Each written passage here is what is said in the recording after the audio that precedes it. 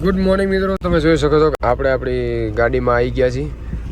આપણે હાલ દિલ્હીથી નીકળી ગયા છે, સુરત જઈએ છીએ. આપણે આવ્યા હતા દિલ્હી, જે માલ લઈને આવ્યા હતા એ એક્ઝિબિશનનો માલ હતો અને 3 દિવસ રોકાવાનું હતું.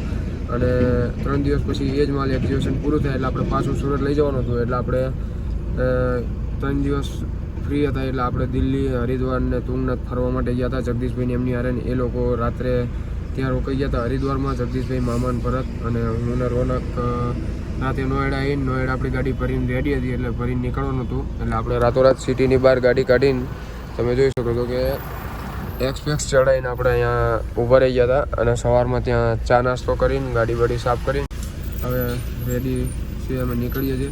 અત્યારે ટાઈમની વાત કરું તો 12:30 થયા છે અને નોએડાથી અમે લગભગ 60 કિલોમીટર કાપીને હોઈ ગયા હતા. તો હવે નીકળીએ છીએ ગુજરાતમાંથી. તો બનાવજો વિડીયોમાં, અને જે ભાઈએ સબસ્ક્રાઈબ ના કર્યું હોય સબસ્ક્રાઈબ કરી લેજો અને વિડીયોને લાઈક કરી દેજો. તો ચલો.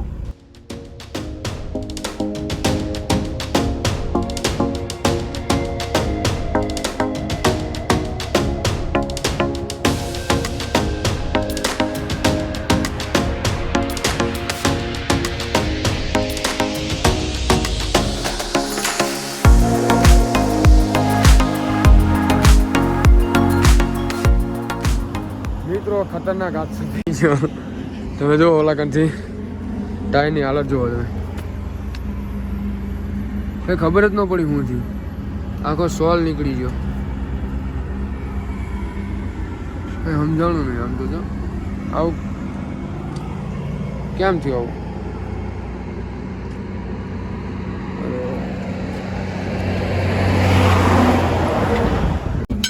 રોડ વચ્ચે ટાયર ફૂટી ગયું.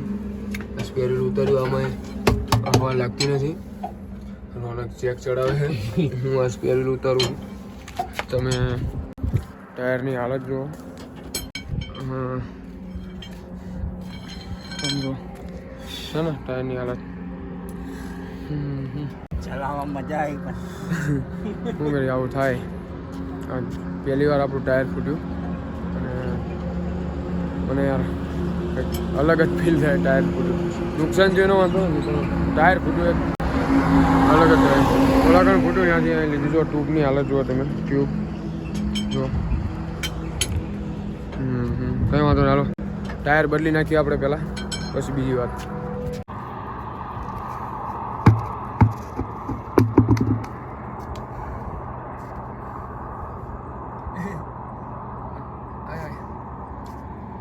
આ ટાયર કેટલા ટાઈમ પછી કાઢ્યું સમજો. ટાયર નહીં આવે આ રીતે. પહેલી વાર ટાયર આપણું ફૂટ્યું. 2 વર્ષ થયા ગાડીને. 2 વર્ષમાં આપણી ગાડીનું ટાયર પહેલી વાર ફૂટ્યું. એ આ સ્પેર વ્હીલનું ટાયર પડી રહેલું ટાયર હતું. અને તમે જુઓ અહીં નજીક આ બધા સમજો સોયત્રા કાઢી નાખ્યા, સોયત્રા. અને આ જાણે રિમોટ કરાયેલું હોય ને એમ પટ્ટો નીકળી ગયો. આપણું એમઆરએફનું ટાયર હતું. વાંધો ને, હાલો ટાયર બદલી નાખ્યું. આમ જો ટાયરની હાલત જો. ટાયરની હાલત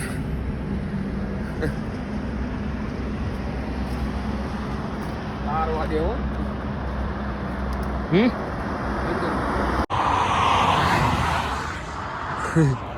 આમ તો જો ટાયર ફૂટ્યું તો જુઓ તમે ખાલી કેવી રીતે ફૂટ્યું છે કંઈ ખબર જ નથી પડતી. પટ્ટો આખો બેલ્ટ જ નોખો થઈ ગયો આનો. પીસા કાઢી લે છે. હાલો ટાયર બદલી દે. લે રોનક ચડાય ટાયર. ફાવશે ને?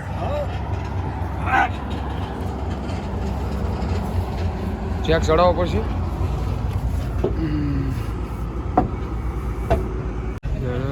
તો મિત્રો આ કંઈક રેસ્ટોરન્ટ છે.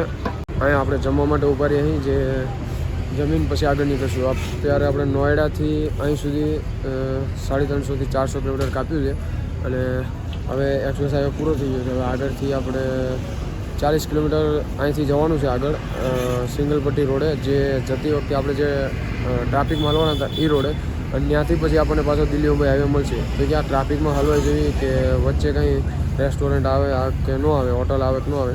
એટલા માટે આપણે નક્કી કર્યું કે હોટલે જમી લેવી અને જમીન પછી આગળ જઈશું. કેમકે સવારથી એક જ ધારા ગાડી હાંકી છે બપોરથી. અને ક્યાંય ઊભા રહ્યા નથી. વચ્ચે ટાયર ફૂટી ગયું, એમાં થોડાક હેરાન થઈ ગયા અને ટાઈમ પાસ થઈ ગયો આપણો. ને તો હજી વધારે કિલોમીટર કપાઈ ગયા, 450 કિલોમીટર કપાઈ ગયા હોત. તો પહેલાં આપણે અત્યારે જમી લેવી ને પછી આગળ નીકળવી. તો આપણે જમવા મંગાવ્યું છે સેવ ભાજી ને રોટલી. તો જમી લઈએ. હાલો, આપણો ઓર્ડર આવી ગયો છે. શું ગયા રોનકા, ભૂખ લાગી છે? થોડું ભૂખ લાગી, હવાનું કશું ખાધું નહીં. અને ઉપરથી ચા નાસ્તો કરીને બસ ગાડી ઉપાડી જાય એટલે ઉપાડી જાય. હા, અત્યારે ટાઈમ મળ્યો ખાવાનું બસ. અને ઉપરથી પાછું ટાયર પંચર એમાં મહેનત લાગી જાય. એમાં ખરાબ થઈ. તો આપણે સેવભાજી અને રોટલી મંગાવી લીધી છે. અને આને તો જો ઉતાવળ જમવાનું ચાલુ કરી દીધું. બસ લેવો, ગરમ નથી લાગતું? લાગે કંઈ વાંધો નહીં, આપણે તે જમી લેવી મિત્રો અને પછી આગળ નીકળવી. તો મિત્રો કોટા 125 કિલોમીટર બાકી છે. આપણે જમીને નીકળી ગયા છીએ. અને હવે તમે જુઓ કે રોડ કંઈક આવો છે, જે ડાયવર્ઝન છે. હા, હવે 40 કિલોમીટર જેવો આવો ડાયવર્ઝન છે. ફરી પાછું આપણને 40 કિલોમીટર પછી દિલ્હી મુંબઈ એક્સપ્રેસ મળશે. તો ત્યાં સુધી તો આવા જ રોડે જવું પડશે.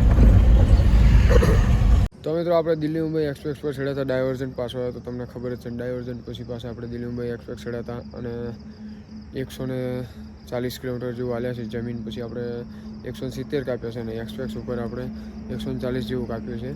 અને હવે અહીંથી પાછો દિલ્હી મુંબઈ એક્સપ્રેસ 100 કિલોમીટરનો બાકી છે. ના સોરી, 100 નહીં, 70 કિલોમીટરનો બાકી છે.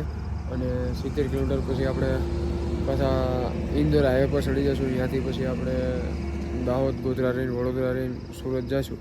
તો અત્યારે વાગ્યા છે 4 અને આપણને એ રીતે થોડીક ઊંઘ એટલે આપણે અહીં સૂઈ જવાના છીએ. રોનક તો અહીંયા સૂઈ ગયો છે, હું હવે સૂઈ જાઉં છું ને મળીએ સવારે. તો ગુડ નાઇટ.